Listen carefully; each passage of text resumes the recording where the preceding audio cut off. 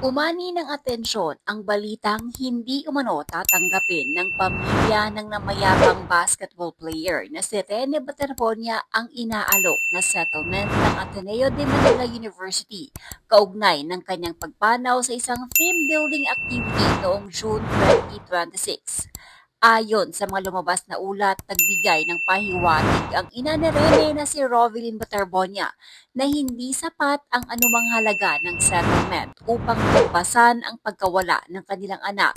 Mas nais umano ng pamilya na makamit ang buong katotohanan at mapanagot ang mga may pananagutan sa insidente kaysa tanggapin ang anumang kasunduang pinansyal. Matatandaang nasawi si Rene kasama ang kapwa Ateneo player na si Divine Adili sa isang team building activity sa Aurora. Ang pangyayari ito ay naging sentro ng malawakang investigasyon ng mga otoridad kung saan inirekomenda ng mga investigador ang paghahain ng mga kaukulang reklamo laban sa ilang sangkot sa activity.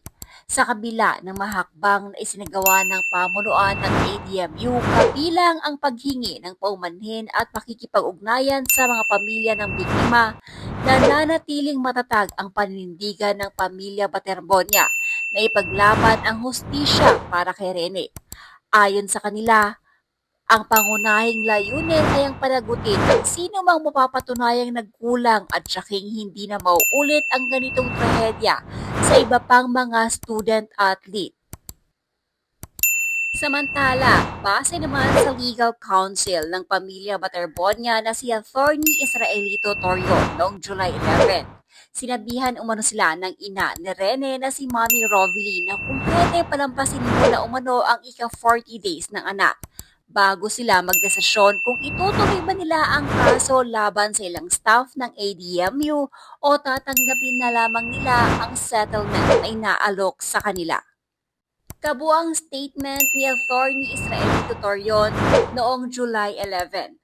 Marami po nagtatanong sa akin kung kumusta na po ang Rene Baterbonia case kasi ang laman ng mga balita ngayon ay pawang mga hakbang at deklarasyon ng Ateneo de Manila lamang. Gusto po naming ipalam na ginagalang lang po namin ang desisyon ng pamilyang Baterbonia. Sinabihan kasi kami ni Ma'am Baterbonia na ipalampas lang daw po namin ang 40 days mula ng pagpanaw ni Rene bago sila magdesisyon kung magsampa ba ng kaso o tatanggapin nila ang offer of settlement ng Ateneo. Kung magdesisyon ng pamilya na ayaw na nila ang kaso, wala po kaming problema doon at kami pa mag-a-assist sa kanila para ma-finalize ang mga dokumento para maisulat po ang anumang kasunduan na maabot nila. Pero kung magdesisyon po sila na mag-file ng criminal o civil na kaso, ay handa rin po kami at nagbigay na rin po namin sa kanila ang mga drafts ng mga kaso na pwede nila i-file. I-finalize namin iyon kung meron na silang klarong desisyon. Sana gabayan po ni Ala ang pamilyang Baterbonia sa tamang desisyon para makamit nila ang hustisya sa pagkamatay ni Rene Baterbonia. Sa updated post naman ni Mommy Rovelyn ay tila malinaw na wala siyang planong makipag-areglo sa ADMU dahil nanindigan itong hustisya ang kailangan niya.